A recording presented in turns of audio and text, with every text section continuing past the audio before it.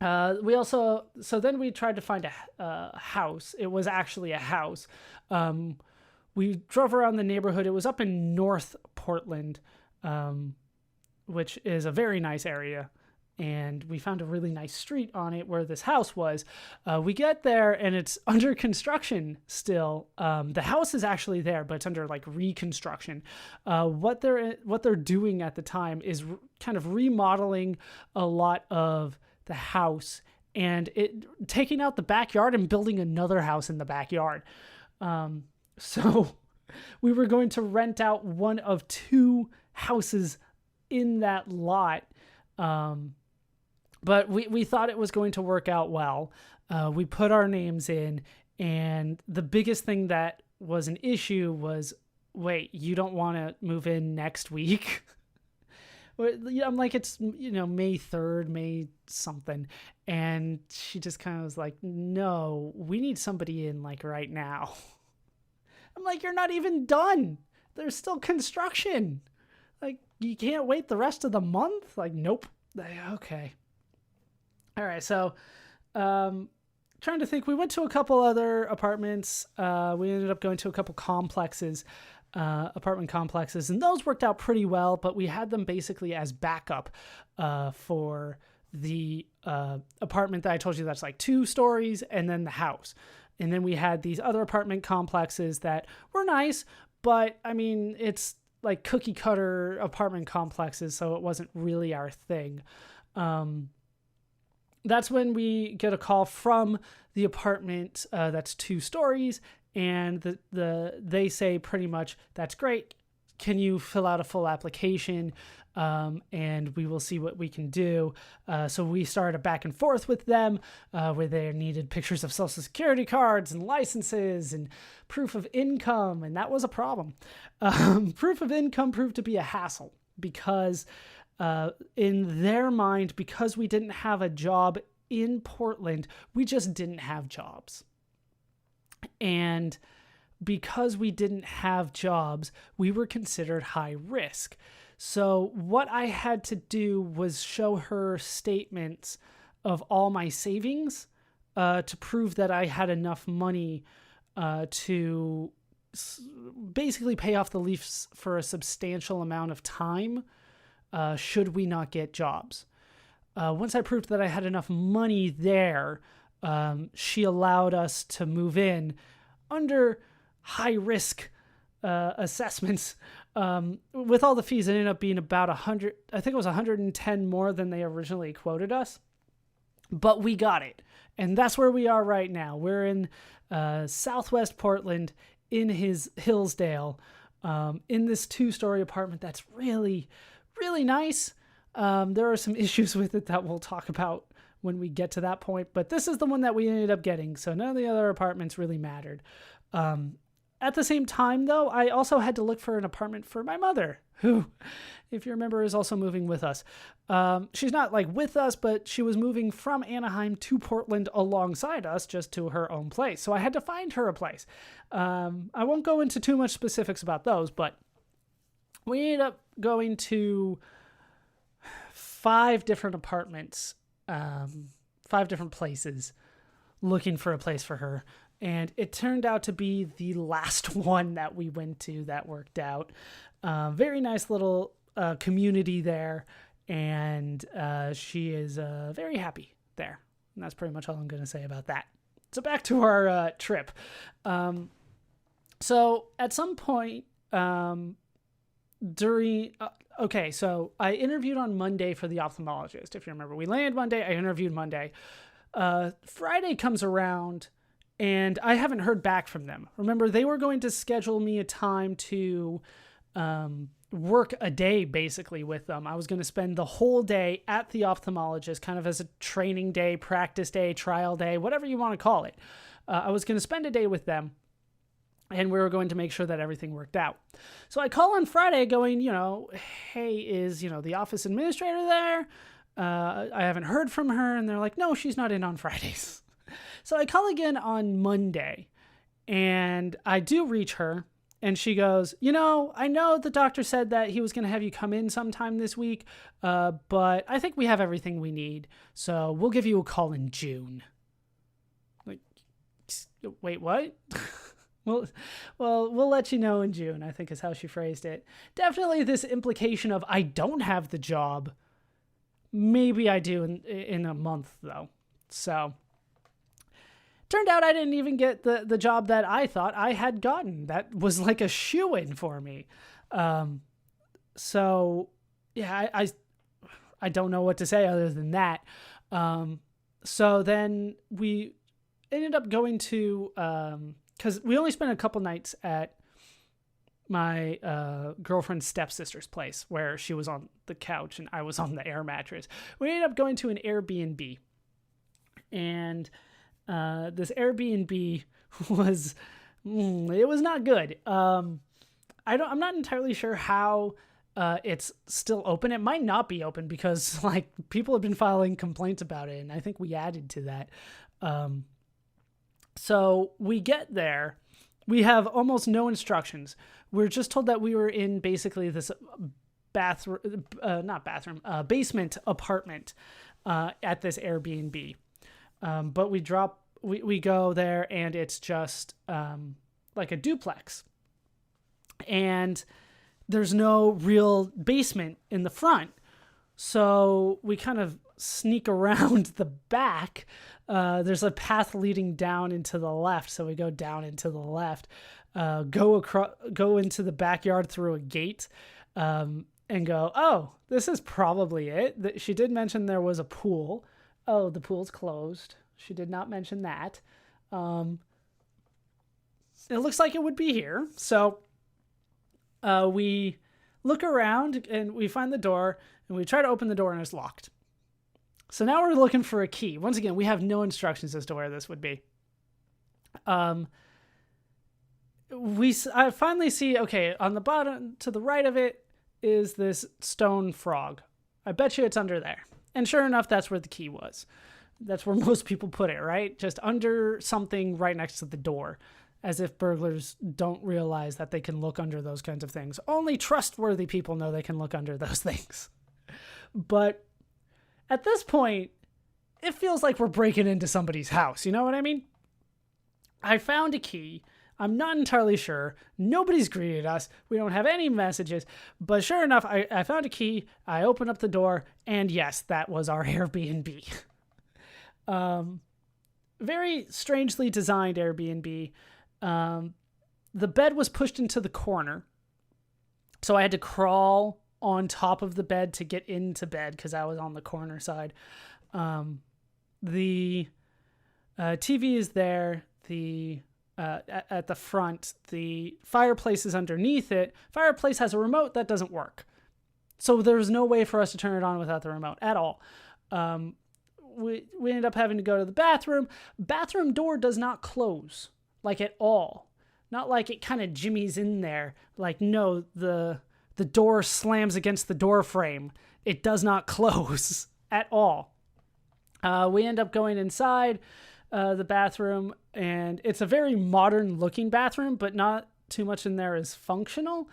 The sink's okay, but it doesn't have a lot of water pressure to it. The shower door doesn't close either. It's taped in there with packaging tape, and it doesn't close quite right. It's a very strange thing. There's also a locked door on the side that leads to who knows where. The kitchen didn't have too much in it, but it was a place. So we were happy to finally get a place, and we slept there 3 nights, and they were very strange. One night I tried to cook in order to try to save some money, tried to make some pizzas, and it set off the fire alarms. Hold on, let me talk about it a little bit more, because we first tried it on the stove. So we tried to pull out pans. All the pans were cracked, like they were non-stick, and the non-stick was starting to peel off. So that's poisonous. So then we found one that didn't have anything, and we put it on the stove. We turn on the stove. Stove starts steaming. all of the burners start steaming. And I'm just sitting there what? It was an electric stove, and there was smoke coming off of the coils. And I'm like, this isn't right. But we found one, once again, that didn't give off too much smoke, so we used that one. And then I put the pizza in. I have it at high temperature because it's pizza. So I turn on the fan above the stove, only to find out that the fan just blows the air back into the apartment. It doesn't actually take it out of the apartment at all. So the fan just sucks it up from the stove and blows it out right above your head. Apparently that's a thing. So we set off the fire alarms. It's at that point that we're able to open the door that was previously locked, because now it's magically unlocked. And on the other side, there's a bedroom that's very nicely made, and that was on our left. On the right was the laundry room, and straight ahead was upstairs. It's a very, very strange little place. It was kind of creepy. It was around that point that we went back and noticed that there was a glass in our sink, and neither one of us had used it. And we couldn't remember if it was there when we came in or not. Like, who checks the sink for glasses? You know what I mean? So, yeah. We think that the person that was staying in the bedroom right outside our apartment came in while we were gone one of those times. At least that's my thought. Nothing was stolen or anything, but still, that is really creepy. I think that was it for the problems in there. But, I mean, it was not that fun. Hannah was probably too nice. She was the one that actually rented the Airbnb on her account, so she gave the Airbnb a 3-star rating. And as soon as she did, she got a call from the owner, which is something that's not supposed to happen. And the owner basically tried to complain about our complaints, that it wasn't worth it, that those complaints are so minor that this guy, not her, this guy works really hard on the place, and he's gonna cry because we left a bad review. Like, we gave you 3 stars. The bathroom door does not close. I know people that'll give you 1 star for that alone. But yeah, based on the best that I can figure, the duplex had 3 apartments in it. All of them were Airbnbs, because there was one time we came back and somebody had pulled up with luggage, and they looked just as confused as we were, and they ended up walking into one of the upstairs apartments. I should also point out that we were promised off-street parking, which is kind of a big deal in Portland. A lot of places you just have to park on the street, but not here. But at the same time, it was just kind of gravel on the side of the road where we parked, right in front of their fence. So was it off-street parking? Like, technically, yes, but we're still on the street. Like, I still have to wait for cars to pass before I can get out of the driver's seat. So is it off-street parking? I'd argue no, but she argued yes. Anyway, she called and complained about our review. Hannah put on her customer service voice, dealt with her for about 5-10 minutes, and then finally just said, "I'd appreciate it if you didn't contact me regarding this again," and hung up. And that was the last we heard of it, but that was enough to freak Hannah out that this person might, somehow find us because we were still in Portland, because we had to go to a different Airbnb. We ended up staying at 3 places in 2 weeks. The other Airbnb was very nice. I don't have any complaints about it. It was in somebody's basement. It was decked out pretty nice. It was nice and chill in there. The only problem was that the bed wasn't that big. It was actually pretty small, and I ended up having to spend one night on the couch so that both of us could try to get some sleep instead of, just right on top of each other while we're in bed, which is fun in some instances, but not when we're actually trying to be unconscious. So yeah, that was a second Airbnb that we went to, and that one worked out fine. But while I'm at the second Airbnb, I get a text from my mom. She had been out of the house during the estate sale. Remember that we went through somebody named Mary for that. Mary had a condition that nobody was allowed to be in the house while the estate sale was going on, which made sense in my head. It was this idea that maybe you're not going to want to part with some of the stuff that you said you would be willing to part with. We want you gone so we can negotiate and all that kind of stuff on your behalf. Makes sense. But my mom got back from being gone only to find that maybe 10% of the stuff we wanted to sell actually got sold. And that's when my mom kind of remembered a little clause in the estate sale contract with Mary, which was that Mary wanted to take all of our stuff that didn't sell and just get rid of it. And at the time, it didn't sound too bad, right? It's like, oh, I figured just a couple piles of clothes that she couldn't get rid of, she'll take it to Goodwill. All right, that works out great. Yeah, I didn't anticipate her not actively trying to sell our stuff because she was going to get a little bit high of a percentage for an estate sale. It was 40%. That's a little high. It's not that high, though, because the average going rate is somewhere between 30 and 35. So 40 wasn't that bad for somebody that was supposed to be really good at this. Okay, she'll get rid of all our stuff. She'll take 40%. What I didn't anticipate is she doesn't really try to sell our stuff and then just takes it off her hand, and now she can sell it for 100% of the profits. Didn't anticipate that. Luckily, my mom did say no because to that part of the contract, because at the time, Mary told us that it was not actually free for her to take the stuff. She was going to charge $250 to have somebody come up and take our stuff. And I'm sitting here going, I'm sorry, you're going to charge us $250 and have our stuff? So we're paying you $250 to steal from us. That's what's happening.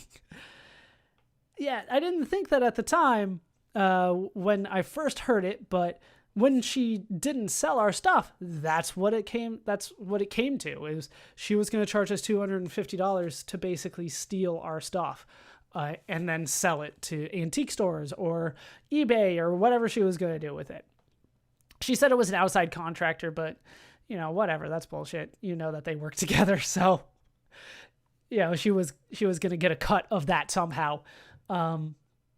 So we said no, but that meant that my mom was left in a trashed house because they did not clean up anything. And people at estate sales are not the kindest to you.